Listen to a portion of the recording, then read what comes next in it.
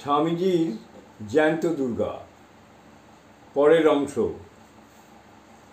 1894 সাল। স্বামীজি তখন আমেরিকা থেকে চিঠি লিখছেন তার গুরু ভাই স্বামী শিবানন্দকে। লিখছেন, প্রিয় শিবানন্দ, এইমাত্র তোমার পত্র পেলাম। প্রথমে মাতা ঠাকুরানীর, শ্রী মা সারদা দেবীর জন্য একটি জায়গা করবার দৃঢ় সংকল্প করেছি, কারণ মেয়েদের জায়গায় প্রথম দরকার। যদি মায়ের বাড়িটি প্রথমে ঠিক হয়ে যায় তাহলে আর আমি অন্য কিছুর জন্য ভাবি না। আমি ইতিপূর্বেই ভারতবর্ষে চলে যেতাম, কিন্তু ভারতবর্ষে টাকা নাই। হাজার হাজার লোক রামকৃষ্ণ পরমহংসকে মানে, কিন্তু কেউ একটি পয়সা দেবে না। এই হচ্ছে ভারতবর্ষ। এখানে লোকের টাকা আছে আর তারা দেয়। আসছে শীতে আমি ভারতবর্ষ যাচ্ছি, ততদিন তোমরা মিলেমিশে থাকো। ভায়া, রামকৃষ্ণ পরমহংস যে ভগবানের বাবা তাতে আমার সন্দেহ মাত্র নাই।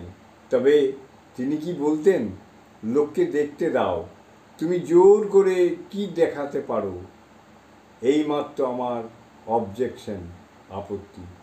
মা ঠাকুরুন কি বস্তু বুঝতে পারোনি, এখনো কেহই পারে না, কমে পারবে।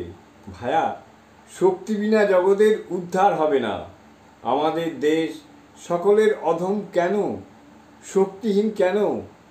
শক্তির অবমাননা সেখানে বলে। মা ঠাকুরানী ভারতে পুনরায় সেই মহাশক্তি জাগাতে এসেছে। তাকে অবলম্বন করে আবার সব গার্গী মৈত্রী জগতে জন্মাবে। দেখছো কি ভায়া, ক্রমে সব বুঝবে। এই জন্য তাঁর মঠ প্রথমে কথাটা মোটা হরফে লেখা চাই। রামকৃষ্ণ পরমহংস বরং যান, আমি ভীত নই। মা ঠাকুরানী গেলে সর্বনাশ। শক্তির কৃপা না হলে কি ঘোড়ার ডিম হবে? আমেরিকা, ইউরোপে কি দেখেছি, শক্তির পূজা। তবু এরা অজান্তে পূজা করে, কামের দ্বারা করে। আর যারা বিশুদ্ধভাবে, সাত্ত্বিকভাবে, মাতৃভাবে পূজা করবে, তাদের কি কল্যাণ না হবে?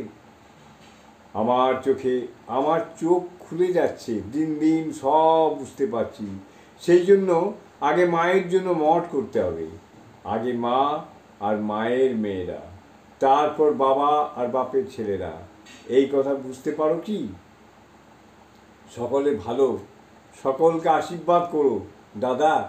দুনিয়াময় তার ঘর ছাড়া আর সকল জায়গাতেই যেভাবে ঘরে চুরি।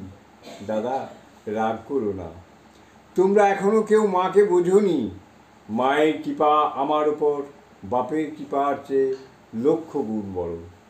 ওই মায়ের দিকে আমিও একটু গোঁড়া। মার হুকুম হলেই বীরভদ্র, ভূত প্রেত সব করতে পারে। তারক ভায়া, স্বামী শিবানন্দের পূর্বাশ্রমের নাম শ্রী তারকনাথ ঘোষাল। আমেরিকা আসবার আগে মাকে আশীর্বাদ করতে চিঠি লিখেছিলুম। তিনি এক আশীর্বাদ দিলেন, অমনি হুপ করে পগার পার, অর্থাৎ সাগর পার। এই বুঝো, স্বামীজি ঠাকুরকে শ্রীরামচন্দ্রের সঙ্গে, শ্রীমাকে মা সীতা দেবীর সঙ্গে, আর নিজেকে রাম সীতা ভক্ত হনুমানের সঙ্গে তুলনা করতেন। তাই ওই হুপ করে পগার পার হওয়ার কথা লিখেছেন।